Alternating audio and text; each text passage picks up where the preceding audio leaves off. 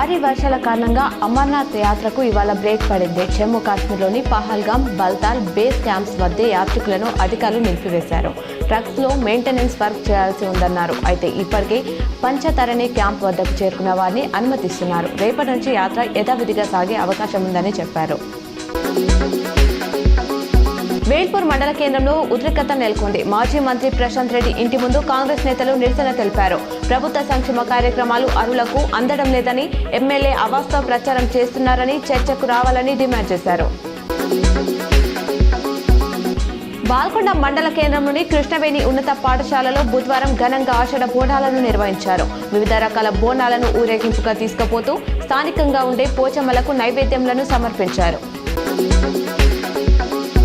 Congress party Nizamabad జిల్లా అధ్యక్షుడు మానాల మోహన్ రెడ్డిని పోలీసులు హౌస్ అరెస్ట్ చేశారు. వేల్పూర్ మండల కేంద్రంలో నేడు ఆయన తలపెట్టిన కనువిప్పు కార్యక్రమం నేపథ్యంలో పోలీసు అధికారులు ఈ చర్యకు దిగారు. తీన్మార్ మల్లన్న తనపై చేసిన వ్యాఖ్యలపై బీఆర్ఎస్ ఇంకా స్పందించలేదని ఎమ్మెల్సీ కవిత విమర్శించారు.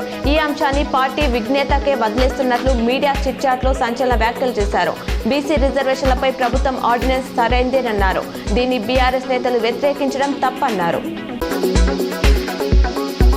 మందుబాబులకు పోలీసులు మరో షాక్ ఇచ్చారు. హైదరాబాద్ లో ఇకపై పగలు కూడా డ్రంక్ అండ్ డ్రైవ్ టెస్టులు చేయనున్నారు. ఇటీవల కొందరు స్కూల్ బస్ డ్రైవర్లు ఉదయమే మద్యం సేవించి డ్రైవింగ్ చేస్తున్నట్లు గుర్తించారు. దీంతో 24 గంటలు తనిఖీలు చేయాలని నిర్ణయించారు.